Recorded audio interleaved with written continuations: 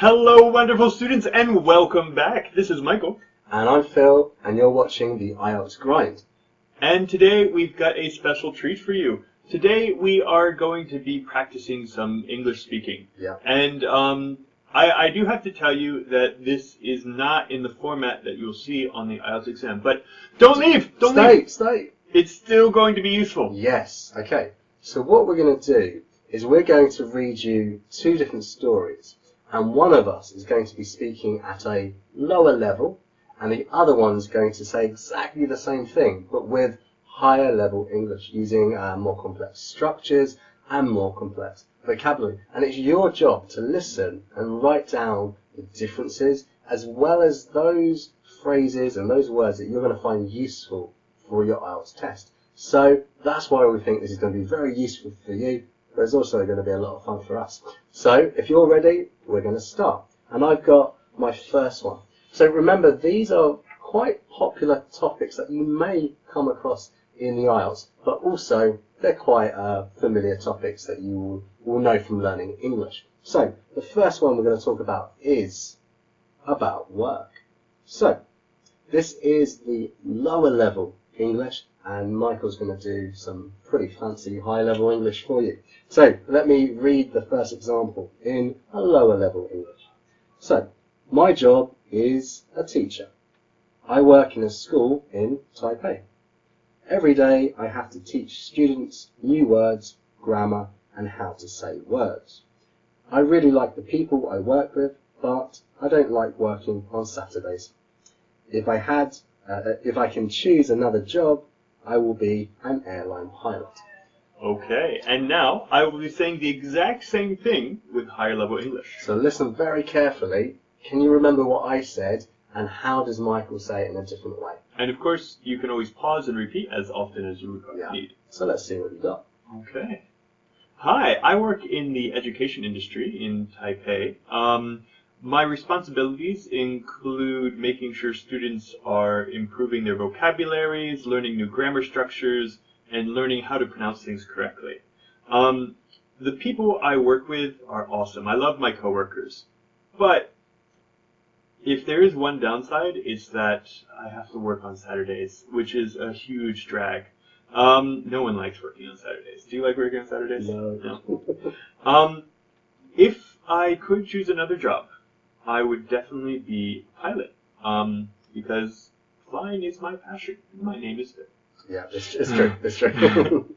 Okay, so did you hear the difference? How did I say those things, and how did he say those things? So I think what we're going to do is recap those later, because we've got another topic for you right now. So shall we go into that one? Okay, and this time I will be using the lower level English, and he will be using the higher level. Yes. Okay.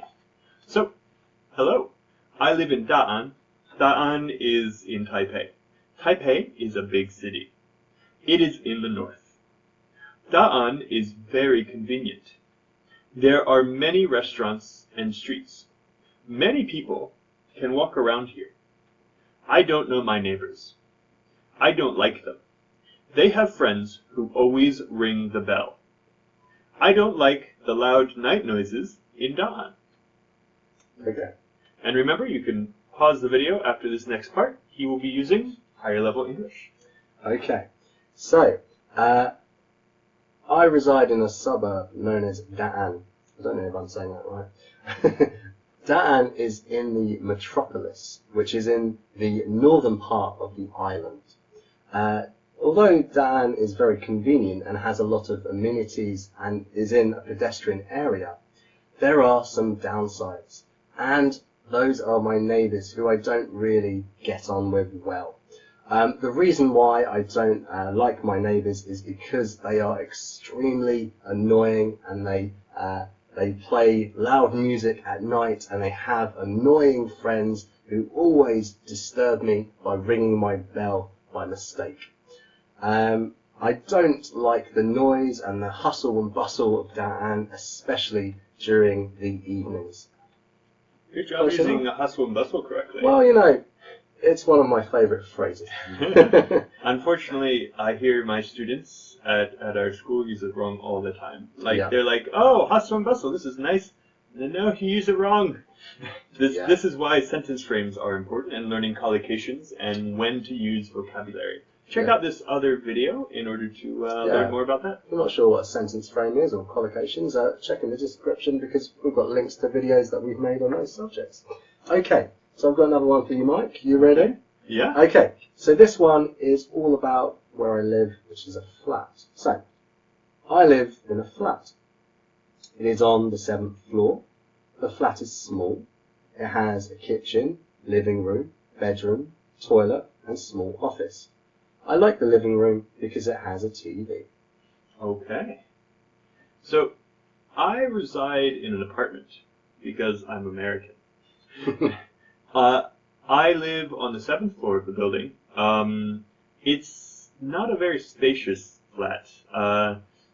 There are a couple of different facilities. I've got a kitchen, a living room, a bedroom, a toilet, bathroom, and a very small area for me to work. I like the living room the best because it has a TV, and I love to watch Netflix. Yeah, okay, good. Right, so did you hear the difference between the lower level English and the higher level English? So what do you remember? Shall we go back to that first topic? Yeah. We're talking about work. Okay, so what were some of the things that you changed? I remember you said, I said my job is a teacher, but you used a different phrase. Yeah, I said that I work in the education industry, which is definitely a much higher level way to say that. Yeah. Now, you can't always use it. It's not always appropriate. No. But there are many different industries that you can work in. You can work in the finance industry. What is more? Well, you could say perhaps the pharmaceutical industry, yeah. What else? Could we say the computer industry, perhaps, and more manufacturing industry? The IT industry. IT, yeah. I think IT would be better. Yeah. There's another way to say industry. We can say field as well. Yeah. Yeah, medical field, for example. Yeah. It doesn't mean like a bit of grass where there's lots of doctors. It means can't play soccer there. Yeah, it means that part of sort of the economy and jobs and employment. Okay, what else did we talk about? So I definitely talked about responsibilities. Yes, responsibilities, things that you must do as part of your job. So I just said things that I have to, and using the word responsibilities is a much more complex phrase. My responsibilities include is a really good high-level sentence frame that you can use. Yeah. So I mentioned new words, and you said new vocabulary. Yes, exactly. Yeah. You're looking confused. Okay. What else? Well, at the end here, I used a conditional. Now, if you're not too familiar with conditionals, check out the description. There's a link to a video that I shot all about the 4 different types of conditionals. And the conditional and the link, of course, is down below. Yeah, down below. But now his sentence was weird. The grammar wasn't exactly wrong, but it's not what a native speaker would ever say. No, the structure. So I said, if I can choose another job, I will be an airline pilot. Now this is what we call the first conditional. It's a real conditional. It means that I'm going to choose a job sort of right now, and then tomorrow I'm going to start training to fly 747s. Now, we both know that's not going to happen. Little fact, I did actually have a flying license. I do know how to fly an aeroplane, but not that big an aeroplane. But you said something much better and more of a native standard. What did you say? I used the second condition. Yeah. And by the way, going back really fast, if I can choose, that's a weird. It's weird to use can in the first conditional that way. Yeah, like permission to choose. Yeah, it doesn't sound right. It's weird. So I said if I could choose, and again, this is the second conditional. Again, if you would like more information on this, check out the link down below. So the difference here, although could is often used as the past form of can, a can be used for lots of different functions as a modal verb. And using if I could choose, that's possibility rather than permission, which I think I was using there. So what was the full sentence? If I could choose another job, I would be a pilot because I love to fly. Yeah. So here it's hypothetical, it's unreal. I know it's not true, but I still have a plan if things were different. Okay, so let's move on to the second part. So this was talking about where you live in Taipei. And I said that I live in Da'an, and Da'an is in Taipei, and Da'an is a big city. How did you change that? Well, I changed big city to metropolis. So metropolis kind of means the biggest city in that region. And in this region of the island that we live on, it's the biggest one, I reckon. So that's why I use metropolis. Okay. So how else did I change it? Do you remember what else I said? You like the hustle and bustle? Yes. Yeah. He used that right at the end. He used a nice what's the name for it when it's a set phrase like that? So you mean an idiom? Yeah.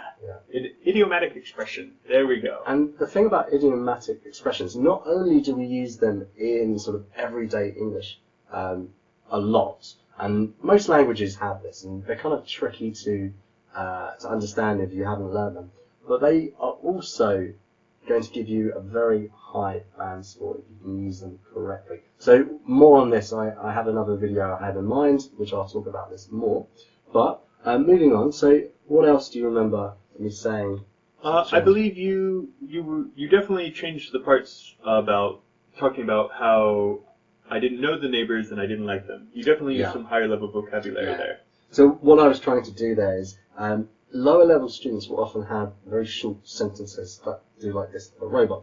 But by combining information in longer sentences with slightly more complex structures, it's just going to show your grasp of the language is much better than a lower level student.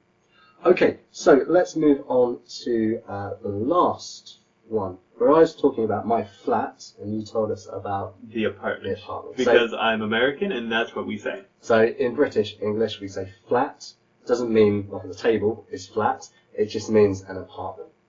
Okay, so how did you change this? So I said I live in a flat, and you used the verb reside in, which actually was used previously in the one as well.